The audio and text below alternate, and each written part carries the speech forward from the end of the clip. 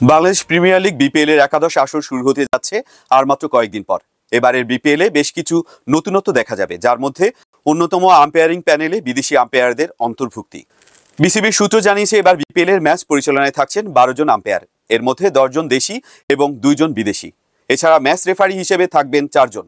আয়োজকরা আশা করছেন বিদেশি আম্পায়ারদের অন্তর্ভুক্তি ব্যাচের মান আরও উন্নত করবে। বিসিবির সভাপতি ফারুক আহমেদের নেতৃত্বে এবার বিপিএল পরিচালনায় এসেছে বেশ কিছু পরিবর্তন। আয়োজকরা জানান, মানসম্পন্ন আম্পায়ারিং নিশ্চিত করতে এবার বিশেষ গুরুত্ব দেওয়া হয়েছে। মাঠে আধুনিক প্রযুক্তির ব্যবহার, যেমন DSR, hawk eye, spy camera আরও বাড়ানো হয়েছে। আমাদের লক্ষ্য বিপিএলকে আন্তর্জাতিক মানে নিয়ে যাওয়া। এবার আমরা সব ধরনের প্রস্তুতি সম্পন্ন করেছি। এবারে বিপিএলে গ্যালারির দর্শকদের জন্য থাকছে নতুন আয়োজন। শহীদ মীর মুগ্ধর স্মরণে গ্যালারিতে বিনামূল্যে পানির ব্যবস্থা করা হয়েছে। একই সঙ্গে থাকবে জিরো ওয়েস্ট জোন, যা পরিবেশ বান্ধব উদ্যোগের অংশ। প্রসঙ্গত, আগামী 30শে ডিসেম্বর আনুষ্ঠানিকভাবে শুরু হচ্ছে বিপিএল এর একাদশ আসর। দেশের ক্রিকেট প্রেমীরা অপেক্ষায় এই জমজমাট টুর্নামেন্ট দেখার জন্য।